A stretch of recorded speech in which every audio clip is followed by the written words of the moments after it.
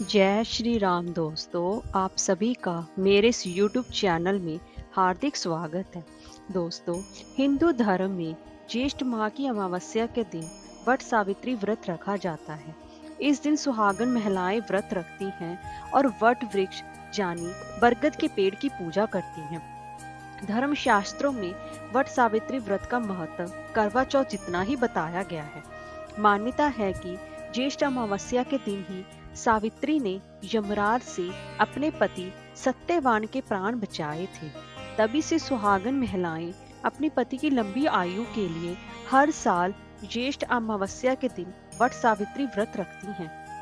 इस दिन महिलाएं बरगद के पेड़ की पूजा करती हैं और उसकी परिक्रमा करती हैं और वृक्ष के चारों ओर कलावा बांधती हैं। ऐसी मान्यता है कि इस व्रत को पूरी श्रद्धा से करने पर पति की लंबी आयु एवं संतान की भी प्राप्ति होती है। वट सावित्री व्रत 19 मई 2023 को रखा जाएगा। दोस्तों, आज हम इस वीडियो में बात करेंगे कि वट सावित्री पूजा का शुभ मुहूर्त क्या रहेगा और उसकी पूजा विधि क्या रहेगी और वट सावित्री व्रत की कथा क्या रहेगी जो कि भगवान शिव ने माँ पार्वती जी को सुनाई थी।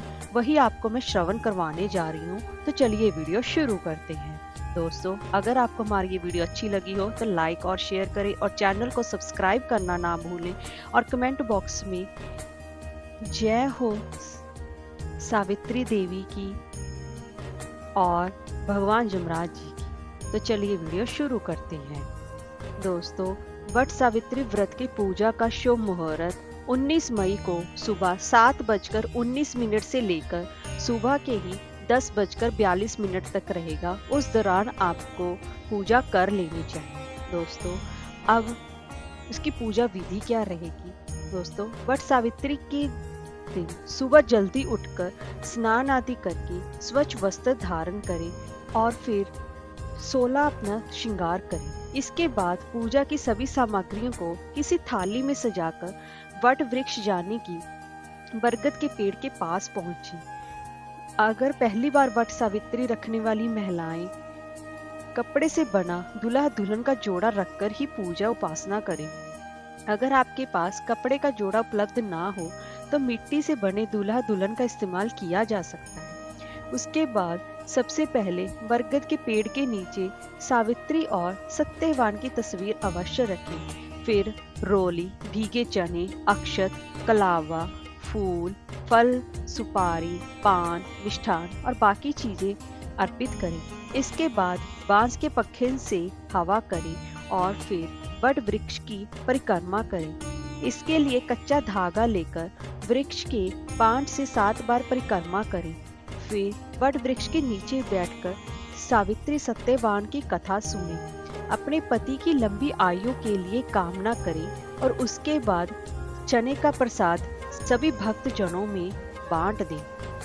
दोस्तों, अब मैं आपको वट सावित्री व्रत की कथा श्रवण करवाने जा रही हूँ जो कि एक बार माँ पार्वती जी ने भगवान शिव से पूछी थी।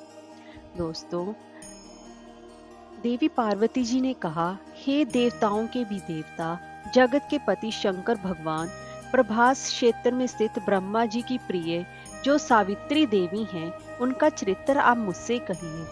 जो उनके व्रत का महात्म हो और उनके संबंध का इतिहास हो एवं जो स्त्री के पतिव्रते को देने वाला, सौभाग्यदायक और महान उदय करने वाला हो। तब शंकर भगवान ने कहा कि हे महादेवी, प्रभास क्षेत्र में स्थित सावित्री के असाधारण चरित्र को मैं तुमसे कहता हूँ। हे माहेश्वरी, सावित्री स्थल नामक स्थान में राजकन्या सावित्री ने जिस प्रकार से उत्तम वट सावित्री व्रत का पालन किया, वो वही कथा मैं तुमसे कहता हूँ। एक बार की बात है, मदर देश में एक धर्मात्मा राजा रहता था जो सभी प्राणियों के हित में तत्पर रहता था। उसका नाम अश्वपति था। धर्मात्मा, क्षमाशील, सत्यवादी होने पर भी वह राजा संतान रहित था।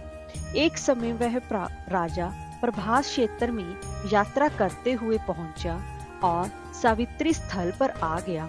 वहां पर राजा ने अपनी रानी के साथ इस व्रत को किया, जो कि सावित्री व्रत नाम से प्रसिद्ध सभी प्रकार की कामनाओं को पूरा करने वाला है। भू भुव स्वः इस मंत्र की साक्षात मूर्ति बनकर स्थित ब्रह्मा जी की प्रिया सावित्री देवी उस राजा पर प्रसन्न हुई। कमंडलों को धारण करने वाली वह सावित्री देवी दर्शन देने के बाद पुनः अदृश्य हो गई। लेकिन देवी के दर्शन के पुण्य से कुछ दिनों बाद ही राजा अश्वपति के घर देवी के समान रूप वाली कन्या का जन्म हुआ, जो देवी सावित्री के अंश से ही उत्पन्न हुई थी। देवी सावित्री की प्रसन्नता से प्राप्त तथा सावित्री की पूजा करने के बाद उत्पन्न कन्या का नाम भी सावित्री ही रखा गया। वह राजकन्या देवी लक्ष्मी के समान शोभित होती हुई बढ़ने लगी और धीरे धीरे सुकोमल अंगों वाली यह कन्या यौवनावस्था को प्राप्त हुई। नगरवासी उस कन्या को देखकर यही समझते थे कि यह वह कोई देव कन्या है।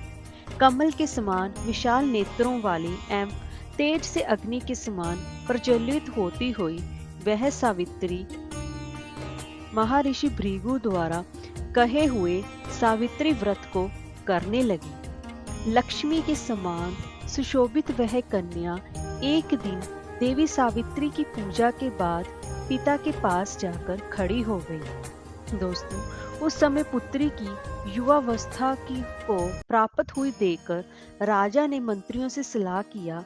इसके बाद राजा ने सावित्री से कहा कि हे पुत्री, तुम्हें योग्य वर को देने का समय आ गया है। मुझसे कोई तुम्हें मांगने के लिए भी नहीं आता और मैं भी विचार करने पर तुम्हारी आत्मा के अनुरूप वर को नहीं पा रहा हूँ।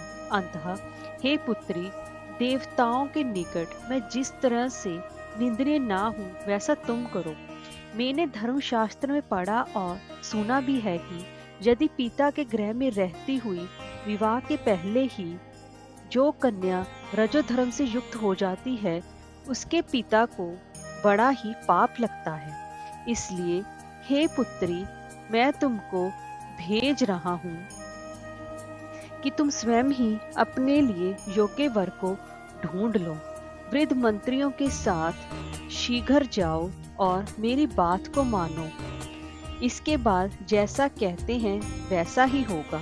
ऐसा कहकर सावित्री घर से निकलकर राजर्षियों के साथ तपोवन की ओर चल पड़ी और वहां पहुंचकर माननीय वृद्धजनों को प्रणाम करते हुए सभी तीर्थों और आश्रम में जाकर पुनः मंत्रियों के साथ सावित्री अपने महल को लौट आई, जहां सावित्री ने पिताजी के साथ देवर्षि नारद जी को बैठे हुए देखा। आसन पर बैठे हुए नारद जी को प्रणाम करके मुस्कुराती हुई जिस कार्य के लिए वन में गई थी, सारी बातें वह कहने लगी। दोस्तों, सावित्री बोली, हे नारद जी, शालव देश में धर्मात्मा धूमित सेन नाम से विख्यात एक क्षत्रिय राजा है, जो दैव योग से नेत्रहीन हो गए हैं। रुक्मी नामक उनके एक सामंत ने उनसे राजपाट छीन लिया है और वह अपने पुत्र और पत्नी के साथ वन में रह रहे हैं। उनका पुत्र सत्यवादी और धर्मात्मा है। उसे ही मैंने अपने मन में पति रूप में वरण किया है। नारद जी सावित्री के वचनों को सुनकर बोल पड़े, हे राजन, सावित्री ने ये बड़ा ही कष्टप्रद कार्य कर डाला। बाल बुद्धि होने से इसने केवल गुणगान समझकर सत्यवान को वरण कर लिया। सत्यवान मिट्टी के घोड़े बनाता है और घोड़े का चित्र भी बनाता है। इससे उसे चित्राक्ष भी कहते हैं। सत्यवान दान और गुण में रंती देव के शिष्य के समान है। ब्राह्मणों की रक्षा करने वाला और सत्यवादी है। राजा याति के समान उदार, चंद्रमा के समान प्रिय लगने वाला, रूप में दूसरे अश्विनी कुमार के समान और धूमित सेन के समान बलवान है। लेकिन उसमें केवल एक दोष है, दूसरा कोई नहीं है कि सत्यवान आज से ठीक 1 वर्ष पर श्रीनाई हो जाने से देह त्याग कर देगा। इस प्रकार नारद जी की बात सुनकर राजकन्या सावित्री ने राजा से कहा, राजा लोग किसी से एक बार कोई बात कहते हैं, ब्रह्म बेटा एक ही बार कहते हैं और एक ही बार कन्या दी जाती है। ये तीनों कर्म एक ही बार किए जाते हैं, बार बार नहीं। दीर्घायु हो अथवा अल्पायु, गुणवान हो अथवा निर्गुण, वर को एक ही बार वरण कर लिया, अब दूसरे वर को वरण नहीं करूंगी। नारद जी ने कहा, हे राजन, यदि आपको उचित लगता हो तो आप अपनी पुत्री सावित्री का कन्यादान शीघ्र कर डालिए। राजा शुभ मुहूर्त विधि विधान पूर्वक सत्यवान के संग सावित्री का विवाह करवा दिया। सावित्री अपने पति को पाकर ऐसे प्रसन्न थी जैसे उसे पुण्यवान पुरुष स्वर्ग को पाकर प्रसन्न होता है। दोस्तों, सावित्री उस सत्यवान के साथ आश्रम में रहते हुए नारद जी की कही हुई बात को याद करती रहती थी और उस दिन को गिनती रहती थी कि जब सत्यवान देह त्याग कर चले जाएंगे। जब सत्यवान के मन के केवल 3 दिन शेष ही रह गए, तब सावित्री ने निराहार रहने का व्रत लिया और तीसरे दिन सुबह स्नान करके देवता और पितरों का पूजन किया और फिर सास ससुर की चरण वंदना करके वह भी पति के साथ जंगल की ओर चल पड़ी। जंगल में लकड़ी काटते काटते अचानक से सत्यवान के सर में दर्द होने लगा। सावित्री ने कहा कि आप कुछ देर मेरी गोद में सिर रखकर सो जाइए, फिर हम आश्रम की ओर चलेंगे। जैसे ही सत्यवान सावित्री के गोद में लेटे, वैसे ही सावित्री ने देखा कि सामने पिंगल वर्ण वाले पीठधारी पीत वस्त्र पहने हुए साक्षात सूर्य के समान उदित हुए पुरुष उसके सामने खड़े हैं। दोस्तों, सावित्री ने उन्हें प्रणाम किया और उनसे पूछा कि आप कौन हैं। इस पर यमराज जी ने कहा कि मैं सब प्राणियों के लिए भयंकर और कर्मानुसार उनका उचित दंड देने वाला यम हूँ। सो हे पतिव्रता सावित्री, समीप में पड़े हुए तुम्हारे पति की आयु समाप्त हो गई है, इसे जमदूत पकड़कर नहीं ले जा सकेंगे, इसलिए मैं स्वयं आया हूँ। ऐसा कहकर फांस के लिए यमराज ने सत्यवान के शरीर से अंगुष्ठ मात्र शरीर वाले जीवात्मा को बलपूर्वक निकाल लिया। इसके बाद यमपुरी की ओर चलना शुरू कर दिया। सावित्री भी यम के पीछे पीछे चलने लगी। यमराज ने सावित्री से कहा कि कोई भी जीव अपनी आयु समाप्त हुए यम मार्ग से नहीं जा सकता। सावित्री ने यमराज जी से कहा कि आप जैसे सज्जन पुरुष के साथ मैं चल रही हूँ, मेरे पति आपके साथ हैं, तो मुझे आपके साथ चलने में कोई भी शर्म और गलानी नहीं हो रही है। दूसरी बात, स्त्रियों के लिए इस पृथ्वी लोक में पति को छोड़कर कोई भी अन्य स्थान नहीं है, इसलिए मैं आपका अनुगमन कर रही हूँ। सावित्री की मधुर बातें सुनकर यम ने कहा कि मैं तुम्हारी बातों से प्रसन्न हूँ, इसलिए जो इच्छा हो वो तुम मुझसे मांग सकती हो। सावित्री ने कहा कि मेरे सास ससुर वनवासी और अंधे हैं, उन्हें आप दिव्य ज्योति प्रदान करें। यमराज ने कहा, ऐसा ही होगा, जाओ अब लौट जाओ। लेकिन सावित्री अपने पति सत्यवान के पीछे पीछे चलती रही। यमराज जी ने कहा, देवी तुम वापस जाओ। सावित्री ने कहा, भगवान मुझे अपने पति देव के पीछे पीछे चलने में कोई भी परेशानी नहीं है, पति के पीछे चलना मेरा कर्तव्य है। यह सुनकर उन्होंने फिर से उसे एक और वर मांगने को कहा। सावित्री बोली, हमारे ससुर का राज्य छीन गया है, उसे पुनः वापस दिला दे। यमराज ने सावित्री को यह वरदान भी दे दिया और कहा कि अब तुम लौट जाओ। लेकिन सावित्री पीछे पीछे चलती रही। यमराज जी ने सावित्री को तीसरा वरदान मांगने को कहा। इस पर सावित्री ने 100 संतानों और सौभाग्य का वरदान मांगा। यमराज जी ने इसका वरदान भी सावित्री को दे दिया। सावित्री ने यमराज जी से कहा कि हे प्रभु, मैं एक पतिव्रता स्त्री हूँ और आपने मुझे पुत्रवती होने का आशीर्वाद दिया है। यह सुनकर यमराज जी को सत्यवान के प्राण छोड़ने पड़े। यमराज वहीं पर अंतर ध्यान हो गए और सावित्री उसी वट वृक्ष के पास आ गई जहाँ उसके पति का मृत शरीर पड़ा था। सत्यवान जीवंत हो गया और दोनों खुशी खुशी अपने राज्य की ओर चल पड़े। दोनों जब घर पहुंचे तो देखा कि माता पिता को दिव्य ज्योति प्राप्त हो गई है।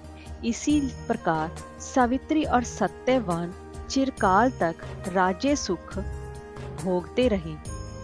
अंतः पतिव्रता सावित्री के अनुरूप ही प्रथम अपने सास ससुर का उचित पूजन करने के साथ ही अन्य विधियों को प्रारंभ करे।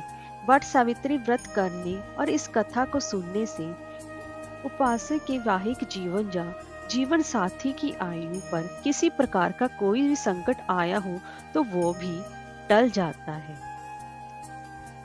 हे भगवान, जैसे आपने सावित्री के कष्ट हरे वैसे ही पढ़ने और सुनने वालों के भी व्रत कथा सुनने वालों के भी सभी के कष्ट हरना।